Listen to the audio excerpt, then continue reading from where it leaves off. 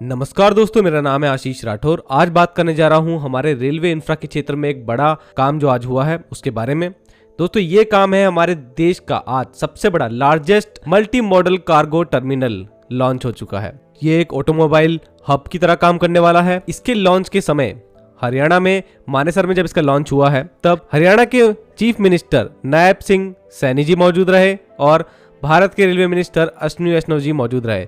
उन्होंने काफी सारी चीजें बताई हैं। तो चलिए जानते हैं इस कार्गो टर्मिनल का मतलब क्या है, आखिर इससे देश को क्या फायदा हो सकता है और भारतीय रेलवे ने अगर इसको बनाया है तो भारतीय रेलवे के द्वारा इसकी कनेक्टिविटी कैसे दी गई है, क्या किसी और ने इसको बनाया है, वो सारी चीजें आप लोगों को इस वीडियो में मालूम पड़ जाएगी।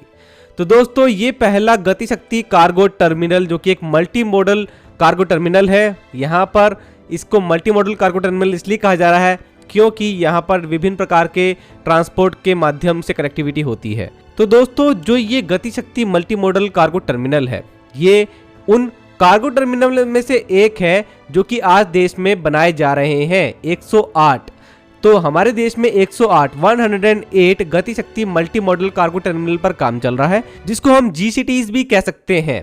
तो ये समय समय के साथ में भारत में लगातार लॉन्च होते जा रहे हैं। कई जगहों पर पब्लिक प्राइवेट पार्टनरशिप भी देखने को मिली है, जिसमें किसी एक बड़ी कंपनी जो होती है उसकी फैक्ट्री के प्रेमिसेस के अंदर ही कार्गो टर्मिनल को डेवलप किया जा रहा है। रेलवे अपनी कनेक्टिविटी दे रहा है और कहीं ना कहीं लॉजिस्टिक्स का जो आदान प्रदान है वो आसानी से हो सके, इसलिए ये काम हो रहा है। तो इसी मॉडल के ऊपर बेस्ड ये टर्मिनल भी रेडी हुआ है। ये टर्मिनल की कनेक्टिविटी सीधा पाटली रेलवे स्टेशन से मिली है। पाटली रेलवे स्टेशन हमारे रेवाड़ी गुरुग्राम रेलवे लाइन पर पड़ता है। अब ये रेवाड़ी गुरुग्राम या फिर गरी हरसारो होते हुए जो रेलवे लाइन जा रही है उसमें जो पाटली स्टेशन पड़ता है उसके नजदीकी मानेसर है। तो इस प्रोजेक्ट में पाटली से 10 किलोमीटर की रेलवे लाइन को एक तरह से डेडिकेटेड कॉरिडोर की तरह निकाला गया है, मानेसर तक ले गए हैं। अब मानेसर में स्थित है भारत की बड़ी ऑटोमोबाइल कंपनी मारुति सुजुकी का प्लांट। तो इस प्लांट के अंदर ही 46 एकड़ की जो लैंड है उस पर इस कार्गो टर्मिनल को रेडी किया गया है। अब मैं आपको क्लियर कर देता हूं दोस्तों, ये पूरी तरीके से एक प्राइवेट टर्मिनल है जिसका ऑनर मारुति सुजुकी ही रहने वाला है। इसके ऑपरेशन को भी वही कंट्रोल करेंगे। लेकिन दोस्तों, इस टर्मिनल को बनाने के लिए जो अप्रूवल मिला है और जो इसका फ्रेमवर्क है वो पूरी तरीके से गतिशक्ति मास्टर प्लान के तहत ही रेडी हुआ है। तो गवर्नमेंट का जो बड़ा प्लान है गतिशक्ति कार्गो टर्मिनल बनाने का, उसके अकॉर्डिंग ये रेडी हुआ है। अब इसलिए इसमें पब्लिक प्राइवेट पार्टनरशिप भी इन्वॉल्व है भारतीय रेलवे के साथ में। यहाँ पर मारुति सुजुकी जो कि एक प्राइवेट कंपनी है उसका भी पैसा लगा हुआ है। इसलिए 116 करोड़ के लागत से यहाँ पर इस टर्मिनल को 46 एकड़ के लैंड में रेडी किया गया है MSIL के द्वारा, जो कि मारुति सुजुकी इंडिया लिमिटेड हो जाता है, और HRIDC Haryana rail infra development corporation plus जिनका इंडियन रेलवे के साथ JV है, जिसमें हरियाणा गवर्नमेंट और मिनिस्ट्री ऑफ रेलवे इन्वॉल्व है, इनके द्वारा 10 किलोमीटर का ट्रैक लगभग पाटली से प्रोवाइड किया गया है। स्पेशल ये कॉरिडोर है सीधा जो कि इस टर्मिनल में जा रहा है मानेसर प्लांट में। अब ये जो कॉरिडोर जा रहा है पाटली से, यहाँ के थ्रू सीधा डेडिकेटेड फ्रेट कॉरिडोर से भी कनेक्टिविटी मिल जाती है। अगर मानेसर से कोई ट्रेन निकलेगी वो सीधा पाटली होते हुए रेवाड़ी पहुंच सकती है और रेवाड़ी के माध्यम से यहाँ पर मारुति सुजुकी एक्सपोर्ट कर पाएगा अपना कार का सीधा गुजरात के पीपावाव पोर्ट, मुंद्रा पोर्ट और कांडला पोर्ट से, और JNPT पोर्ट मुंबई भी आगे जुड़ जाएगा। तो WDFC की कनेक्टिविटी भी इसको मिल जाएगी। तो इस तरीके से ये टर्मिनल की फंक्शनिंग होने वाली है। साथ में ये HRIDC जो है ये बना रहे हैं 121.7 किलोमीटर का हरियाणा रेलवे ऑर्बिटल कॉरिडोर, जिसकी मैंने विस्तृत रूप से जानकारी आप लोगों को एक वीडियो में दी हुई है, और डेडिकेटेड वीडियो अगर आप देखना चाहते हैं तो उसका लिंक आपको कमेंट सेक्शन में मिल जाएगा।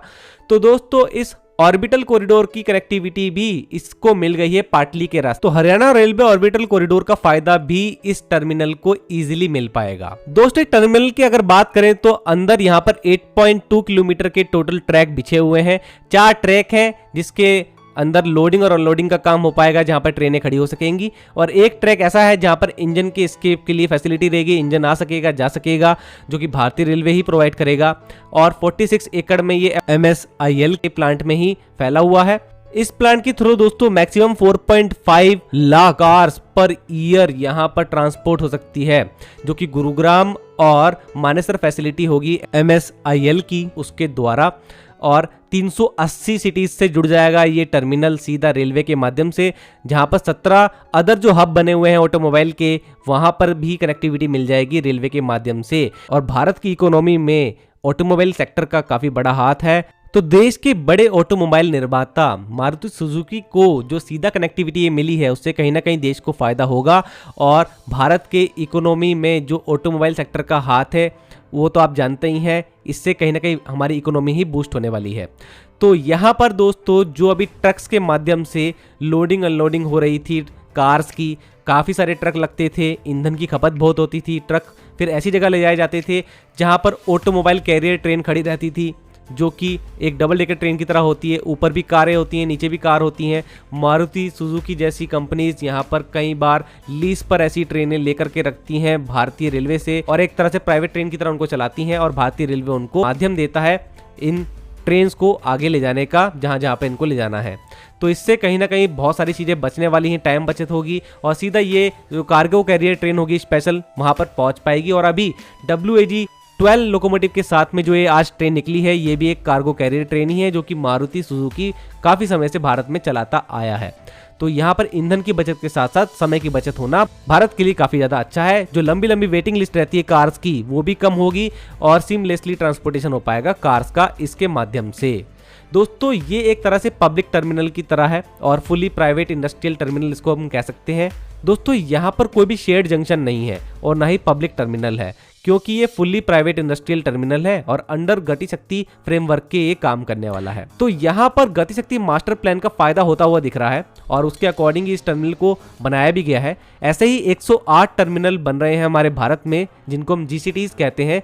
कई जगहों पर DFCs में बन रहे हैं, और कई जगहों पर जो बड़े बड़े प्लांट हैं, चाहे वो प्लांट पब्लिक हो या प्राइवेट, उनके अंदर डेवलप किए जा रहे हैं, जिससे कि सामान का आदान प्रदान इजीली हो सके। एक इंडस्ट्रियल कॉरिडोर बनाने की कोशिश हो रही है भारत में, जिससे कि सिमलेस एक्टिविटी हो पाएगी हमारे कार्गो लॉजिस्टिक्स की। इससे कहीं ना कहीं गवर्नमेंट को इन्फ्लेशन में कमी लाने में मदद मिलेगी, और प्रोडक्ट की कॉस्ट बढ़ेगी नहीं, क्योंकि ईंधन ही है जो कि ज़्यादा खर्च होता है, तो कॉस्ट बढ़ जाती है प्रोडक्ट की। आप तक पहुंचने में सामान को कई जगहों से होकर गुजरना पड़ता है, जो कि एक पूरी ट्रांसपोर्टेशन की चेन होती है। उसमें कहीं ना कहीं यहाँ पर एक बड़ी कमी लेकर के आ सकेंगे इस तरीके के कार्गो टर्मिनल। तो दोस्तों इस टर्मिनल की दोबारा बात करते हैं। तो इस टर्मिनल का स्वामित्व MSIL के पास में है, वो इसकी पूरी फंक्शनिंग देखेंगे, और रेलवे और HRIDC मिलकर के इसको प्रोवाइड कराने वाले हैं। जो रेक है ट्रेन के वो, और साथ में उनके लिए लोको पायलट, लोको कैसे अंदर जाएगा, वो सारी चीजें रेलवे और HRIDC मिलकर के देखेंगे। तो दोस्तों ये एक बड़ा जीता जागता उदाहरण बन चुका है private industry plus public infra का, जो कि आने वाले समय में हमारे देश में लॉजिस्टिक रेवोल्यूशन लेकर के आने वाले हैं, जिसकी शुरुआत अभी हो भी चुकी है देश में। जब से डेडिकेटेड फ्रेट कॉरिडोर स्टार्ट हुए हैं, GCTs बनना शुरू हुए हैं, और हमारे जो कम्युनिटी बेस्ड कॉरिडोर अब बनना शुरू हुए हैं, ट्रैक्स की संख्या बढ़ाई जा रही है उन जगहों पर जो कि इंडस्ट्रियल माल ढुलाई वाले कॉरिडोर हैं, गलियारे हैं, तो वहाँ पर अब कहीं ना कहीं ज़्यादा बड़ी मात्रा में फ्रेट की एक्टिविटी शुरू हो चुकी है। और ये तो अभी शुरुआत है, आगे बढ़ेगा और तेज़ी से ये सारा काम, जिसमें आप एक लाइन हमेशा याद रखना, private industry plus public infra, जब ये दोनों साथ आते हैं तो लॉजिस्टिक रेवोल्यूशन आता ही आता है। तो वही हमारे देश में अब शुरू हो चुका है, और ये सभी जानकारी आप लोगों को मेरे चैनल पर मिलती रहेगी। अगर दोस्तों आप लोग चैनल को सपोर्ट करना चाहते हैं तो आप लोगों के लिए एक तरीका और है। मैं दोस्तों आप लोगों को लगातार लिंक प्रोवाइड करता रहता हूं, जो कि यूट्यूब का एक नया फीचर भी आया है। जैसे कि मिंत्रा, फ्लिपकार्ट जैसी साइट्स पर जो सामान मेरे को सही लगता है, जो हमें डील मिलती हैं, वो आप लोगों को मैं दिखाता रहता हूं। अगर आप लोगों को पसंद आए तो आप लोग वहां से सामान खरीद सकते हैं, और अगर आपको कुछ खरीदना भी है तो आप इन लिंक के माध्यम से अगर खरीदेंगे तो उससे भी कहीं ना कहीं चैनल को एक छोटा सा सपोर्ट मिल जाता है। और दोस्तों अगर आप लोगों को अपने कमेंट के आंसर चाहिए होते हैं, तो हर कमेंट का आंसर कई बार मैं नहीं दे पाता हूं, तो आप लोग एक सब्सक्रिप्शन ले सकते हैं। जो छोटा सा ज्वाइन बटन आपको दिख रहा होगा चैनल का, एक बहुत ही रीजनेबल अमाउंट है पर मंथ का। अगर आप उसे लेते हैं तो मैं कहीं ना कहीं आप लोगों के जो कमेंट है वो मेरे तक जल्दी पहुंचते हैं, मतलब यूट्यूब उनको हाईलाइट करता है। तो ये सब फायदे हैं, तो आप लोग उसको देख सकते हैं, वहां पर ज्वाइन बटन में आप लोगों को फायदे दिख जाएंगे। बाकी आज के लिए दोस्तों इतना ही। वंदे मातरम, भारत माता की जय।